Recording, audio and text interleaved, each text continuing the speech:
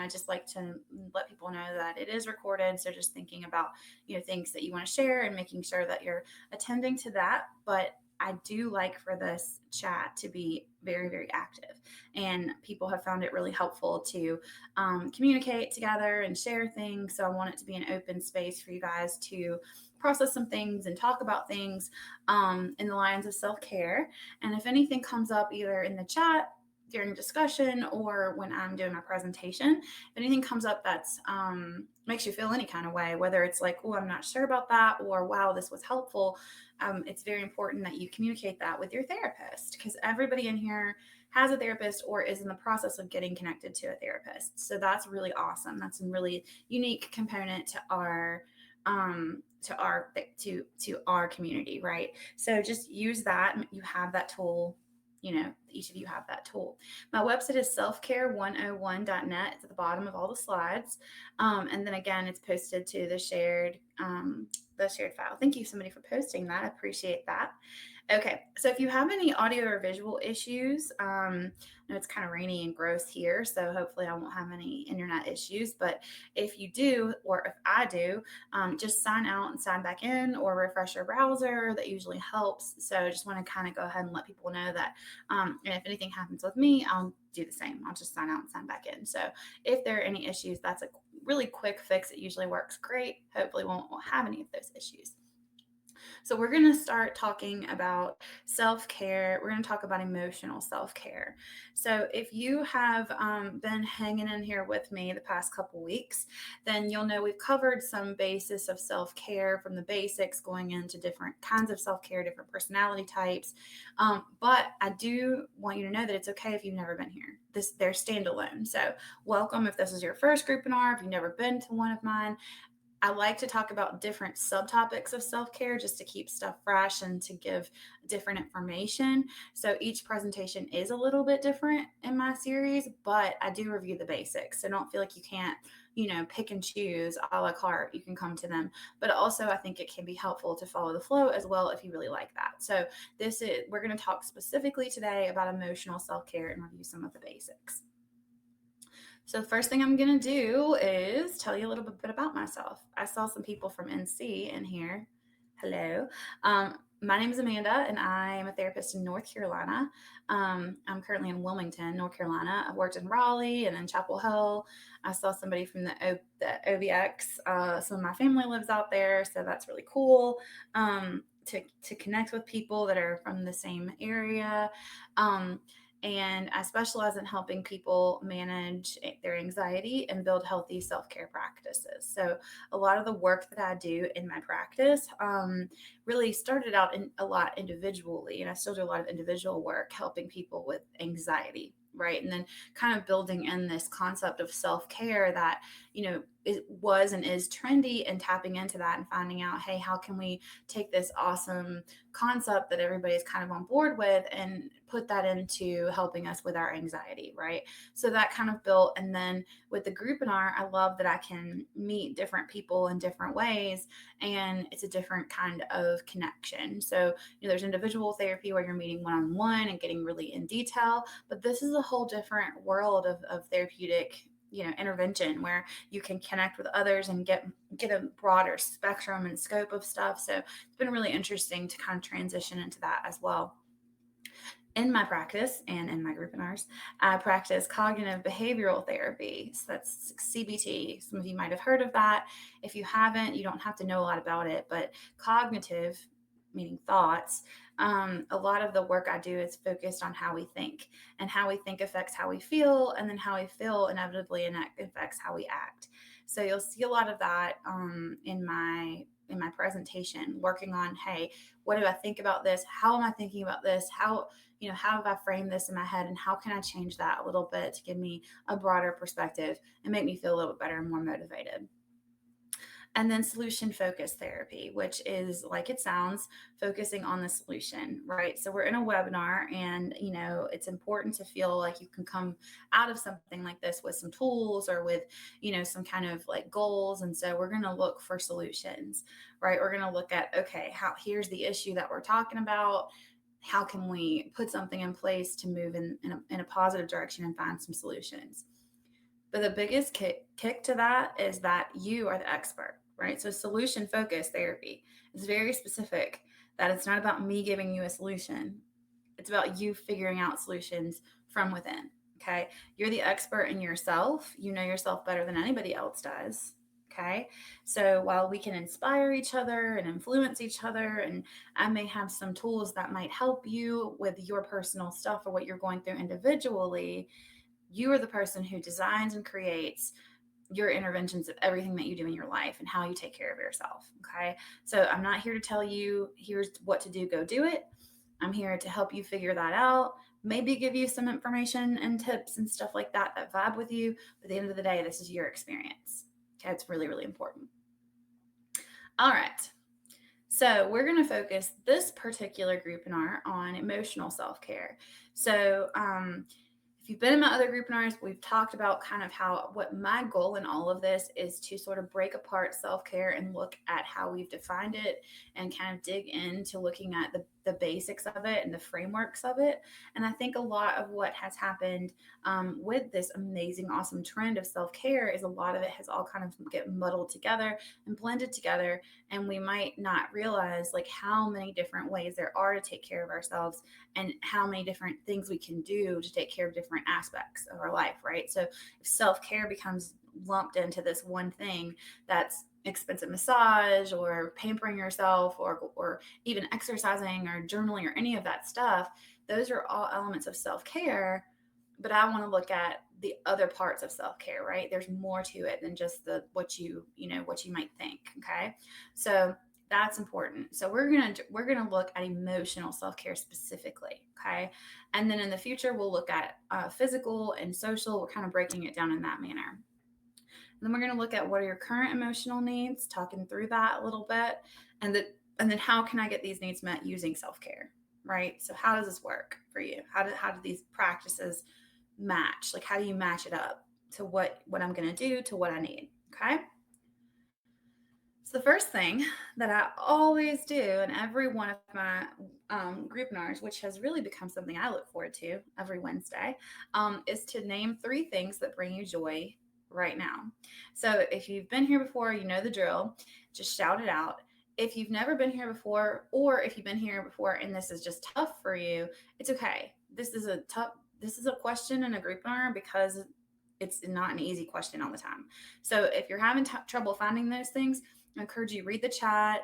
Try to just think through the teeny tiny things, right? Your dogs, the ice water, exercising, your bed, your husband, your daughter, those kinds of things. A teal wall, right? So I'm trying to get us really to bring it back down. So go ahead and shout some things out.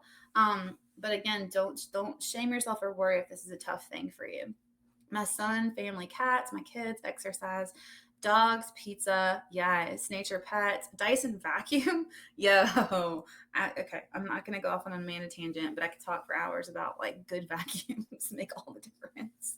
Pasta and reading, travel, food, pets, tea, birds, dresses, styling, meditation, food, and sleep. My daughters, awesome. A clean house, books on self improvement, coffee, my kids, and feeling accomplished, a good smoothie. Yes, my son, my dogs, walks and coffee, coloring books, my cats, my home, my car, sleep, yoga, breathing, and walks, my boyfriend, clean laundry, shells, shower, chess, a good night's rest, stuffed animals. Yes. I have like my favorite pillow, which is like odd because it's not like designated. It just became my favorite pillow, and I love that. It's comfy and yeah. Food, painting, coloring, quiet time, a cup of tea, watching movies, driving and woodwork, fresh flowers, my dog, the beach. Great. So you guys can keep going on, and you might a clean and organized living space. Yes. You might connect with people. This might become a chat, a conversation that takes on its own kind of thing, and that's great. But again, the reason I do this is to get us moving in that solution mindset, right? It's really, really easy to come in here, and most people, especially if it's your first time, it's like, oh, I don't practice enough self-care. Well, we know that, so we can talk about that. And I want to discount that, but we want to start thinking about the ways that you do take care of yourself, the things that you do have that bring you joy. It's just really important to kind of look at those things in addition to all the things that are in the way and all the gunk, right? We can talk about things that don't bring us joy, but how many times do we talk about things that do bring you joy? So if this is hard, it's hard for a reason. It's one of the simple things that it can be extremely hard. So no stressing yourself if this is hard for you. If it wasn't hard, I wouldn't have it up here as a question.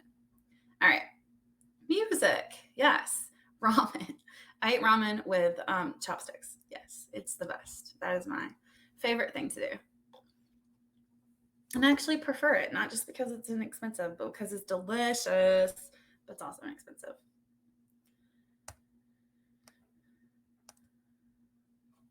Okay, pumpkin candles. Okay, I'm gonna get back to the chat. Y'all can continue to chat and get to know each other. Again, the chat takes on its own life.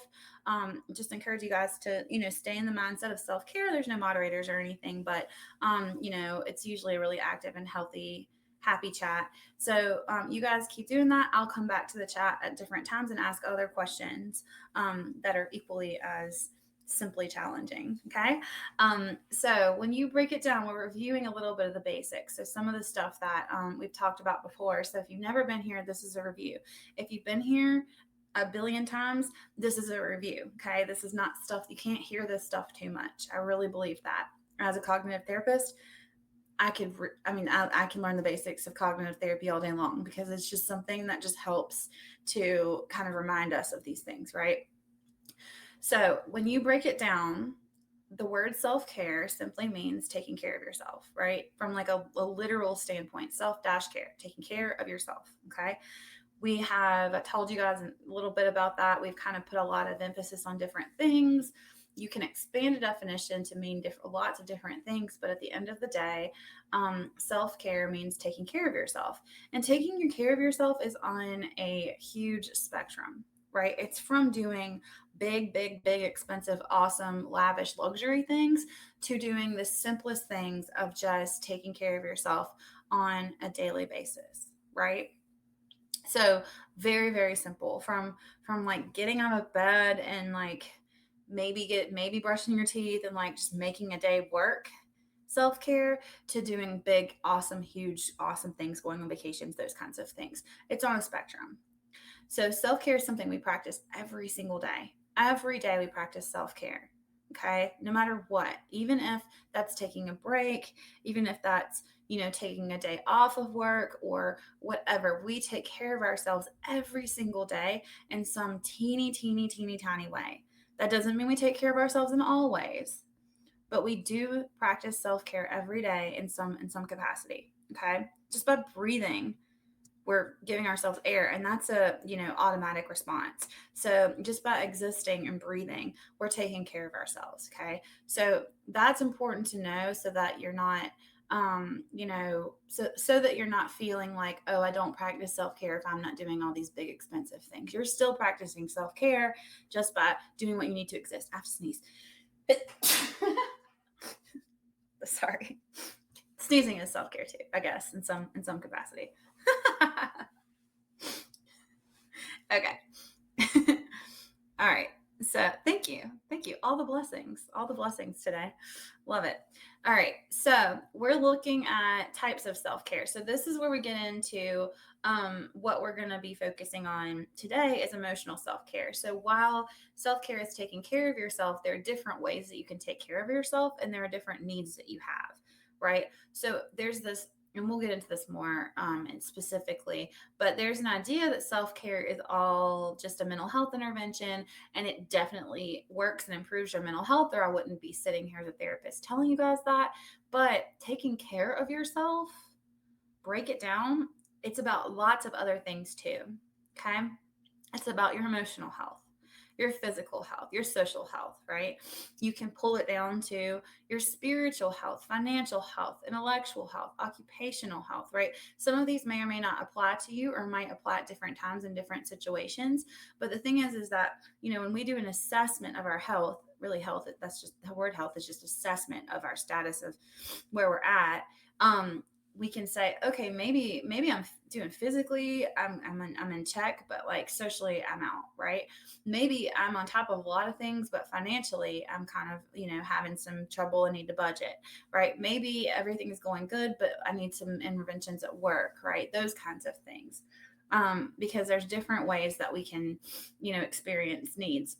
And then we're going to look at putting self care in place, right? The things you do to alleviate those needs, right? And to assist in those needs. So we're going to focus on emotional health today. Okay. The point of all of this is that self-care applies to all aspects of our health. Okay. That's the most important part. So let me go down.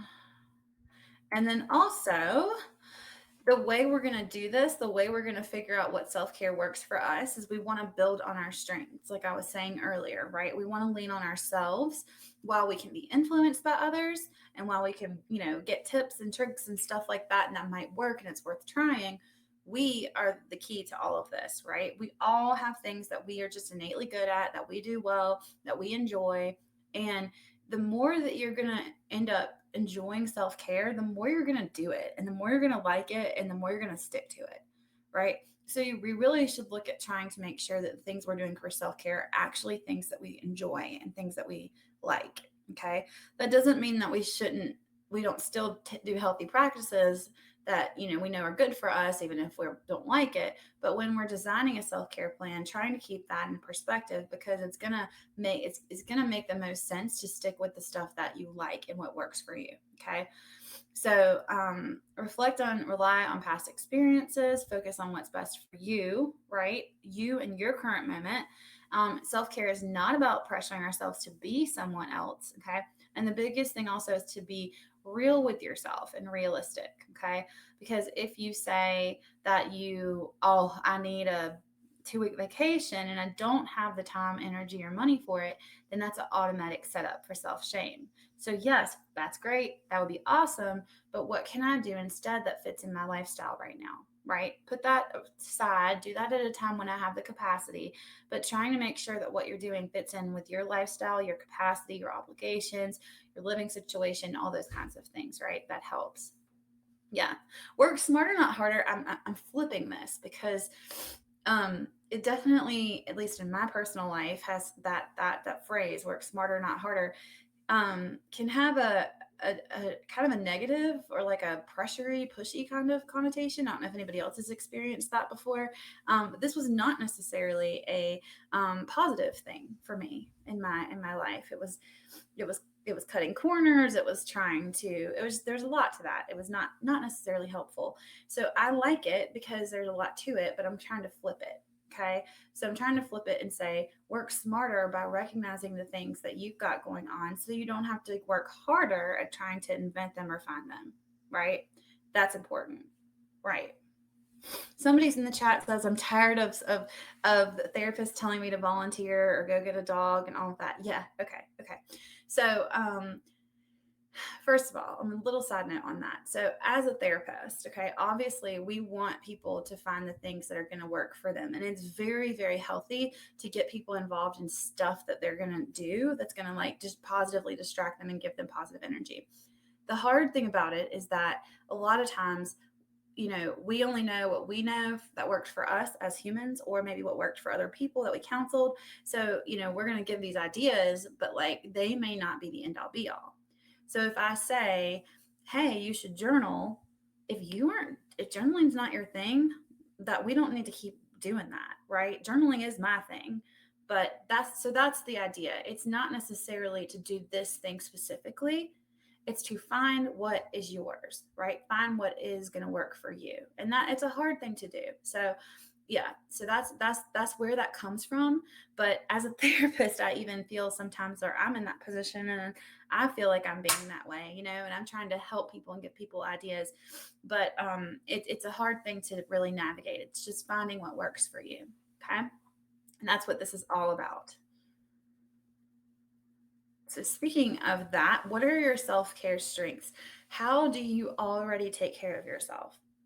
Okay. What are things that you do that, you are like, oh, maybe I haven't thought about this, but like I do this really well. Okay.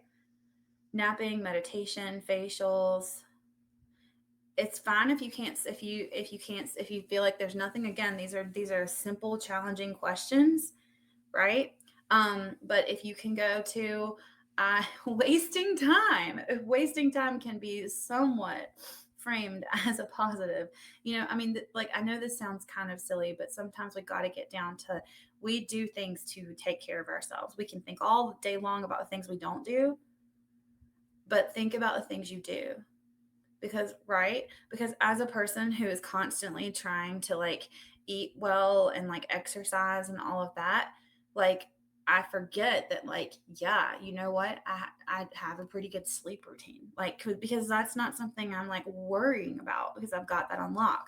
So what kinds of stuff do you do? And it's interesting to watch people in the chat, because I'll see, whoa, drinking lots of water, I don't do that. And so it's like watching people who, that everybody in here is looking to build their self-care, right? We know that.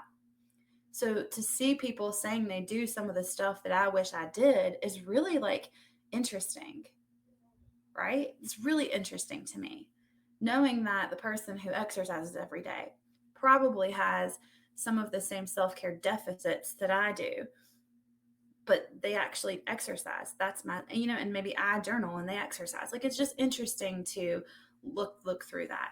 Again, with these questions, they are the simplest, most complicated questions. And so they are there for you to provoke thought. And it's not meant to shame you if you really can't touch base with that. Okay. All right. Awesome. Awesome. Eating fresh fruit, salad, and plenty of water. That's so incredible. Awesome. Great. Staying up late and sleeping in. Love it. Skincare, right? Skincare. That's great. So we might have someone that struggles with something in relationships, but they are doing really well taking care of themselves with nutrition. And then you might have a person who's like got really good relationship stuff going on, but is struggling with nutrition and diet, right? That's the idea of it. So we all have our thing. So it's impossible for me to say do one thing when all of us have different stuff, right? All right, so let's get into the meat of this, okay? So, emotional self care. So, what is emotional self care? How is that specific? So, emotional self care is how we take care of our emotional needs, all right? If self care is taking care of yourself, emotional self care is taking care of your emotional self, okay? Activities. And so, self care is usually deduced down to an activity or a product. It's something you do, or maybe something you use. Okay, so it's usually a verb or a noun, right? Something you do or something you use that is used to relieve emotional stress and fatigue. Okay, so emotional stress and fatigue. When we think of being tired, think about that. What is tired, right? Because you can be physically tired, which is, I think, what a lot of us think of. Physically tired. You can be emotionally tired. You can be socially tired, right? Stress and fatigue is, a lot of times they do overlap, but if you think about it, if I ran a marathon, emotionally, I'm feeling so good. Physically, I am so tired, right? If I sit and have a really hard intervention with, someone that I'm counseling, and, it's taking a lot of emotional energy and stuff, and I'm feeling in the situation, I can sit in a chair for like 8 hours and go home and still feel tired. Right. So it's not about one tired or another tired. Right. And a lot of times they're super combined. So it's important to just recognize that, because if you can check in and say, what kind of tired am I? Then you'll know, maybe I need a nap, or maybe I need this or that, right? Like, what do I need depending on how tired I am, of what kind of tired I am. Okay. That's important. So once we identify our emotional needs, we can determine what we need to do to take care of that. Okay. So emotional self-care is taking care of your emotions. Emotional self-care, our needs are based on our personal experiences and our current state of mind. So here's the thing. Whenever you look at your needs, there's two levels. There is your core, okay? That's based on your history, the way that you've lived, your trauma, your overall situation, the long-term effects of things that you're going through. So there's the core baseline of your emotional needs, and then there's the level of the right now. Okay. So you can be in a bad situation and have a good day. Okay. You can be in a good situation and have a bad day. That's important for you to realize that there's a baseline of our emotional needs, and then there is also, what do I need right now? Right. So sometimes I think people, especially if everything's going good in your life and you're in a funk, people get really disconnected with that, right? But that's okay. Or like, it's hard to allow yourself to have a good, be in a good emotional state if you're in a situation that is not necessarily conducive to that all the time. Okay. So that's important for you to recognize. It's based on the two. And so it's a current assessment of your everyday and your moment, but it's also definitely shaped by your past trauma, or past great positive experiences, and the way that we've talked to ourselves, right? So I'm a cognitive therapist, and I believe that we create a narrative for ourselves, just like we learn a language. Within that language, we learn the subtleties of how we construct our thoughts and the things that we say to ourselves, right? So, from various reasons, from how people around us have talked, or from, what we've experienced and how we've dealt with things, we have an inner narrative where, we might say things to ourselves or have thoughts that just are not necessarily the most helpful or the most accurate, right? So that negative energy, that self-talk in your narrative, it creeps along, and it's embedded in a lot of different things. Okay. And then the key to this is emotional needs. We get them met by ourselves, and we get them met by others. Okay. So when you're looking at emotional needs, um, at the end of the day, we'll talk about this in a second too, but we can't, like, we are going to rely on ourselves for certain things, but sometimes our emotional needs feel connected to other people, right? Because we have emotions, and they are driven by and with other people, and they're affected by other people in our life. So that's something that we just got to take into consideration. Okay. But the idea is still that we take care of ourselves every day. So let's talk about this. So if you can think about as much as you're comfortable sharing, because you do not have to share, current emotions, right? Like, so what are your emotions that you're experiencing right now, right? Like on the surface, or kind of your baseline. And if anybody's feeling that, hey, the disconnect, right? Oh, I feel like I've got a lot going on, but I feel good, or I feel like, oh, my life is going good, but I feel bad. Think about that too, and share that too. I go through that a lot. Like, I'm in a good career, I'm in a good situation, but I still have days where it's just an ick day, right? Unsettling, body dysmorphia. If you don't know, that's okay. Again, with the simply challenging questions, they're there for a reason. I wouldn't be asking this question if it was easy. They're there to make you think. Annoyed and triggered, angry, hungry, and stressed, tired and anxious, lack of purpose, sadness, lost, numb. Okay. Irritable, sad and overwhelmed, shame and grief, loss, regret. Okay. Grief, recovering from stomach pain. Awesome, disappointed. Okay, so this is sort of like, if you notice now, the chat's moving in a little different direction, and I'm okay with that. Okay, it's okay to sit with hard emotions. I like to overall focus on positives, but it's okay. And when you have a positive foundation, to it's okay to sit with these things. Okay. So it can be hard to talk about these things, hard to hear about these things, but it's okay to sit with them. Okay. It's very, very important. One day I'm okay, and then one day I'm all bad and sinking. Absolutely. Absolutely. Okay. So thinking about your emotional needs, okay? And then your emotional status. So here are some examples of things that I might need, right? So if I'm feeling frustrated, irritable, distracted, and empty, what things might I need? Or anxious and scared, right? Overwhelmed, what things might I need? These are just examples. You can put this into anything, right? You can find other things. Things I need from myself. Maybe support, love, openness, compassion, encouragement, inspiration, motivation, right? Grace, that's a great word. Again, this is not all inclusive. So if you have something you want to add, that's great too. Grace is an amazing word. Things I need from others: support, love, openness, compassion, encouragement, inspiration, motivation, right? Um, is there any way to add subtitles to this? I don't know, but that's a great question. I'll try to figure that out. Maybe it's on the video. I don't know. Maybe we could add to the video. I'm not sure. But sorry, I got distracted by that because that's a really great question. All right. Anyway, so if you look at them, a lot of the things we need from ourselves are also the things we might feel like we need from others. Okay. So there's a really good book about codependency called Codependent No More, and that you should look that up. I'll just put it in here. Again, I'm getting a little distracted, but this is really important. It's the age-old classic book, and I recommend it highly. It's a great book. So there's your answer to that. Yeah, Anyway, back to the chat. Back to the slides, Amanda. So this is where I get like a little distracted because the conversation is so good, and I want to talk to you guys. But I'm going back to the presentation. All right.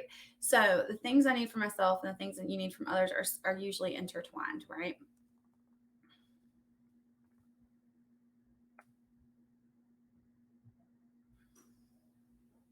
So here's some common barriers to that, right? So those are the things. So now we know, okay, how I'm feeling, what I'm going through, and then what do I need, right? But then there's barriers getting those needs met, because sometimes it's easy to say, hey, and here's what I'm feeling, here's what I need. How do I get that done, right? That's hard sometimes. So common barriers to getting our emotional needs met. The inability to control others, because you cannot control others. So if you've determined that all of your emotional needs are things that you need from other people, you run the risk of being disappointed and not getting your needs met.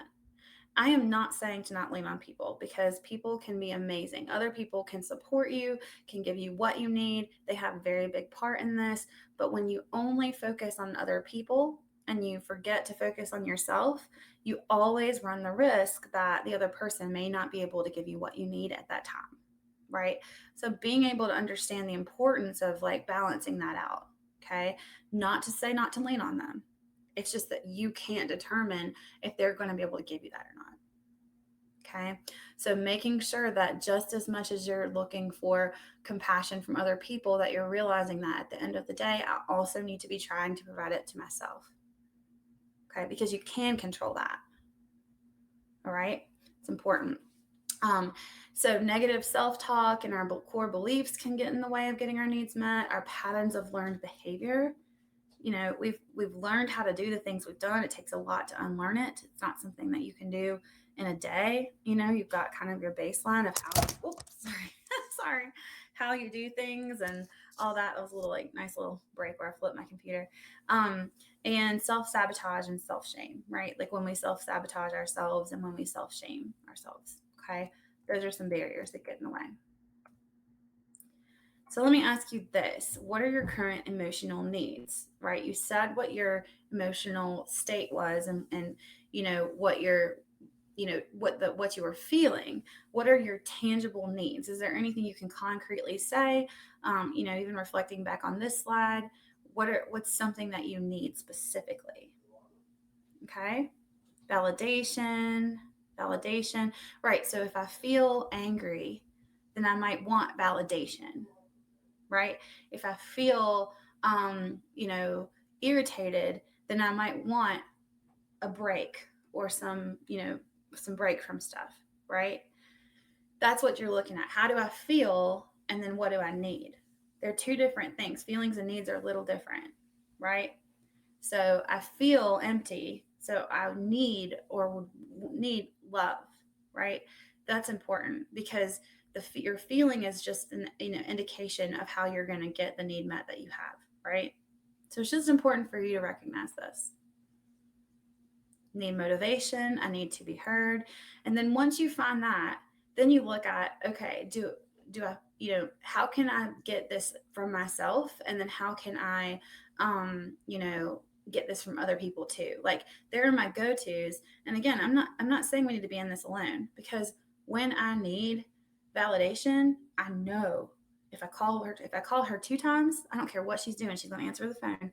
I know my bestie will answer the phone. I cannot rely on that 100%, but I'm like 99 on it. Okay. So I'm going to put her on my list of that's what I'm going to do. But at the end of the day, I still got to check me. Right. So it's important. It's important to still lean on people, but just know that you also are there for yourselves to give yourself that grounding anchor. Okay. All right, so how can I get my emotional needs met? So self care can help. Okay.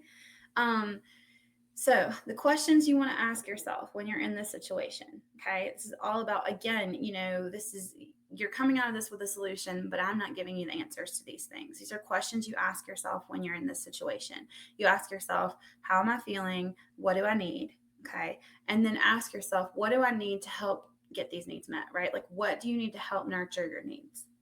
How can you incorporate this into your daily life, right? So if I need, a big thing that I've helped someone with recently is like a lot of times she'll feel like she needs validation in a situation where she's at work or something and she can't just stop everything and do it. And so I was like, okay, for her, writing down everything she's feeling and then afterwards bringing it to therapy was really helpful, right? So if you feel like you need in the moment something and you're not in a moment that you can do that, right?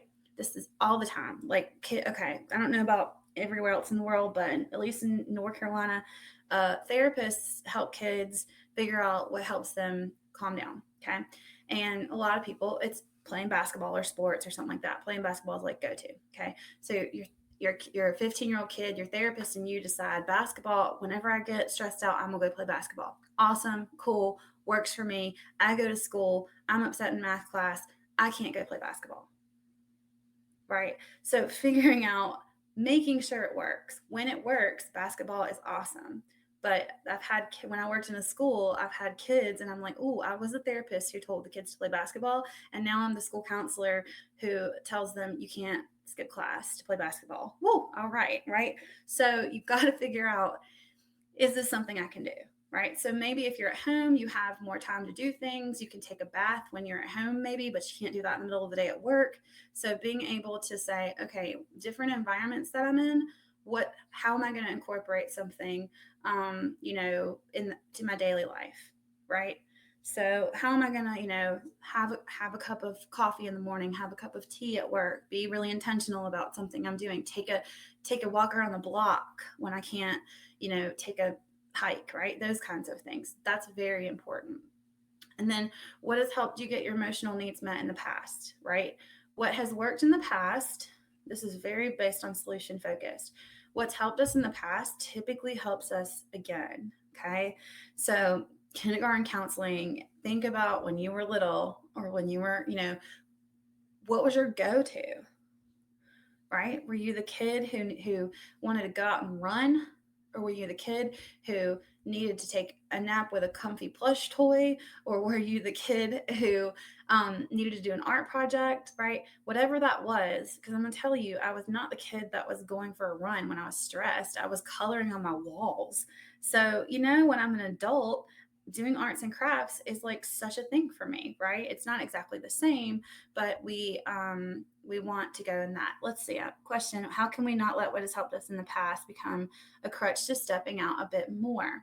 So that's a great question. So a lot of this is what I'm talking about is the basics of self-care. So a lot of this is going to be like applied to when you're in kind of a funk, right? So when you're at your low, right? So when you're like, oh, okay, I can't think of anything that's going to help. If you can't think of anything that's going to help, leaning on something in the past is going to give you the most bang for your buck, right? So it's going to be the thing to try the most, right? However, when you're in a spectrum of self-care, right? When you're in a place where you want to build your self-care in a different way, I think I've talked before about our go-to self-care and then our kind of goal self-care.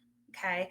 So, you know, I can still have a goal to increase my exercise or to branch out and do something different, those kinds of things. But like if I'm in a true funk, I've got my coloring books and my journals and my art projects, like got them in the drawer, right?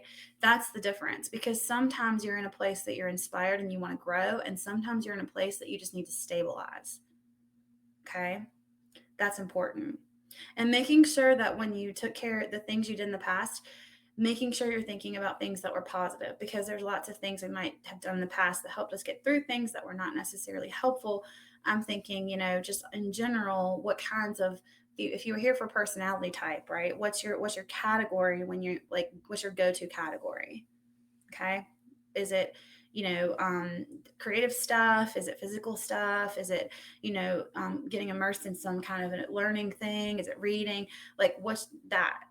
So when you're in that need to stabilize, what's your go-to? What do you know is going to be there? And, it's going to be something that can be helpful for you. That's kind of the point of it. Okay. Awesome. Thanks for asking that question, because I think that is something we've kind of grown into that maybe I need to eventually kind of add in, because I think that's been a concept we talked a lot about in here. And I like remembering that. All right. So here's some ideas. These are just ideas for emotional self care. Disclaimer, a lot of them are probably Amanda focused because I'm Amanda. But I try to think about other people. So if these do not work for you, please, please, please, please, please do not say, oh, I went to Amanda's webinar and she told me to journal and I hate journaling and no. Okay. So think about what works for you, but stuff like ideas for emotional self-care, right? So when I need validation, talk to your therapist. If you're in a place, like I was in a place with this stuff, there's some stuff going on in my community that like I don't know that I have anybody to talk to, because everybody is dealing with it and all the other therapists are dealing with it, all my colleagues are dealing with it. Finding a person that you can talk to about something that you can get validation from, who might, when the rest of your community is like over flooded or something, or dealing with stuff, talking with friends and family, journaling your feelings, allowing yourself to take a break, right? Allowing that break if you need it, doing those things that bring you joy. The more that you do come here and talk about those 3 things that bring you joy, they might be tiny, but the more you're learning to tell your brain that this brings me joy, this coffee brings me joy. It doesn't solve the world's problems. It doesn't take away my past trauma. Okay. But it's good and I like it. And it makes me feel better right now. Okay. So these little joyful things are not meant to be replacements. They're not meant to, make the world happy and sunshiny all the time, but they're important because they're there. And it's really important to remind yourself that there are things that bring us joy. Can't do the things that bring us joy all the time. Some of them you can. Again, this is where you get into what can you do at work? What can you do at home? This is where you get into integrating it, right? So there's some things that I could do in certain situations. There's some things that I could do that, if I had more time or more energy. So thinking about that, the spectrum of things that bring you joy, what places in your life can you incorporate even all of them? Not all of them, like I might not be able to do this, but can I do this? Or could I find that? Okay. Yeah. Yeah. And again, someone just said that I can't find joy and that's the problem. And I want to validate that as much as I can, because that's my one fear, honestly, of this webinar. Because the reason I asked that question is because a lot of people feel like that. Okay. So I'm leaning into the question a little bit, and I don't want to make it look like it's super simple, because it's not. But the reason that I asked that question is because I have found that too, right? I've been in that position, and I understand how you can come to this webinar and be like, this is like just reminding me of all the things that I don't do or that I don't have. That's the point of it. Okay. So just know that that's okay. And I feel like a lot of people in here have felt the same way, right? Even if somebody in here is in a good place and they've got their 3 things that bring them joy with them and they come with it and they're excited, I feel like there are people who've been there. I've been there. Okay. So the goal is not to shame yourself. The goal is to start to try to find the tiniest things. Okay. Yeah. Teeniest things. Okay.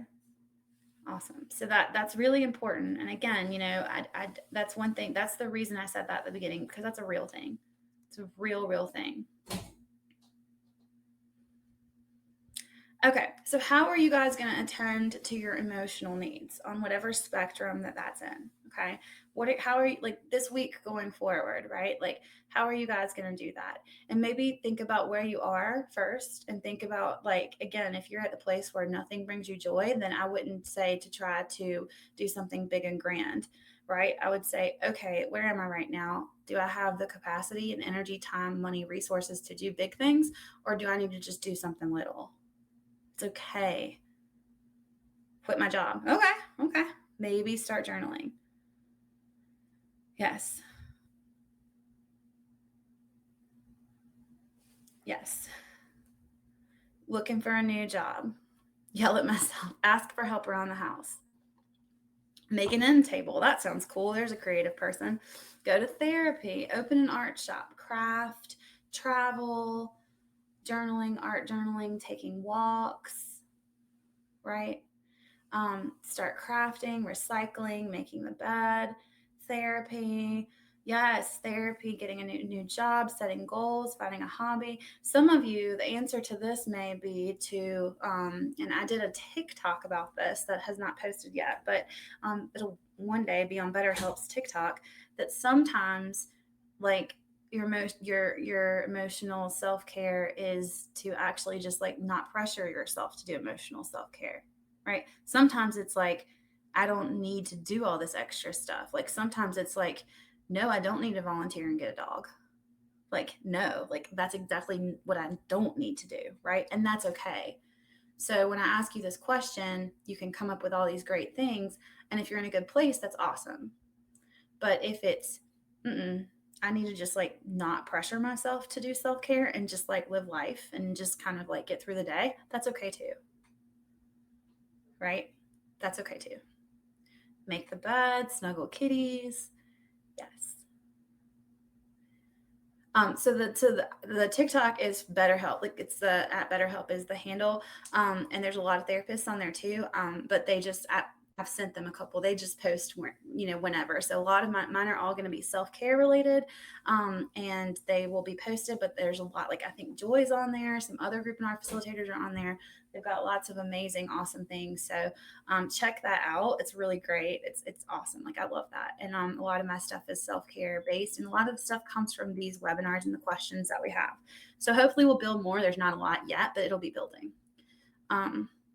Yeah. All right. So, and I'm going to hop off in a second too, but how to make self-care a lifestyle. So, kind of to wrap up, the little things we want to do, be mindful of that. Be mindful of how you already take care of yourself, so that when you have a day where your self-talk says, I don't do anything to take care of myself, I want you to think back to in the chat where you told me that you have an excellent skincare routine. Okay? Okay? So maybe your life is a hot mess express in like 90 other percent ways, but you take care of your skin. That might seem really annoying, and you might be like, Amanda, I can't even write that. That's okay. The idea is to try to reframe the narrative, right? Reframe. I'm not taking great care of myself, but I take care of myself in some way. That's the thoughts, feelings, and actions. Okay. Look for those tiny ways to integrate self-care. Think about situations you're in, and yes, I can't go play basketball in the middle of the day, but I can, shut the door and watch a 5-minute video on YouTube or something, right? Like, what can I do wherever I'm at? Set your intention for every day that you're going to take care of yourself. Create those self-care moments, right? There's a whole presentation on self-care moments, but basically it's being in the moment. Be in the moment with your self-care. A big tip is to say it out loud. This is self-care. This coffee is self-care, because that's literally creating a narrative, right? This is self-care. And then find the things that bring you joy, right? Even if they're little, and don't shame yourself if you can't. That's okay.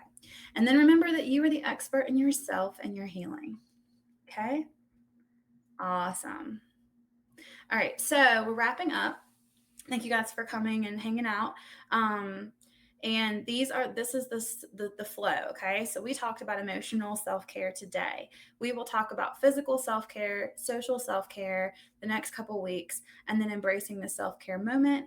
Then we have a self-care resource roundup that has a bunch of different concrete resources for this, and then we'll come back around and start back over with the basics. Okay. So again, you don't have to come to all of these. They flow if you do. If you register for it, if it's a time you can't make and you register, they send you the video.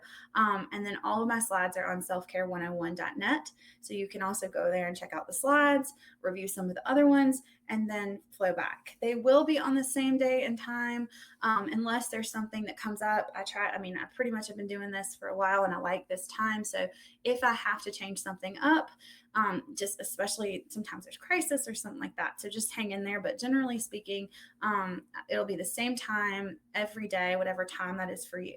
Okay. It's like 11 o'clock East Coast, North Carolina, but whatever time that is for you, wherever you are in the world. Okay. 4 p.m. in the UK. Awesome. All right, guys. Well, go in peace and practice some good emotional self-care. If this brings up stuff that you have questions about, if this brought up something that you're like, that's so cool, bring it up to your therapist. Okay. I love when people come to me and say, oh, I went to this relationship group-inar and I learned this. It helps me help them. Okay. I also really love when they say, I went to this trauma group-inar and it brought up my past trauma. And I'm like, okay, let me help you out.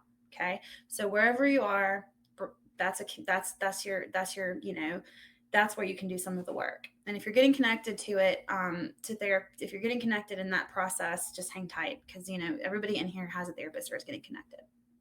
Okay. My Instagram or somebody else's Instagram. I have an Instagram. It's I don't use it, which is funny. At Amanda Smith LCSW. I'm like I'm half and half on the social media thing, so it is not updated very regularly. But but it's always a goal for me to update it very regularly, right? So that's my like, if you were like, Amanda, how are you not taking care of yourself? Like there you go, right? So, but I have one. All right. I'll see you guys later. I'll see you guys next week. Have a great week, and we'll touch base soon. Bye.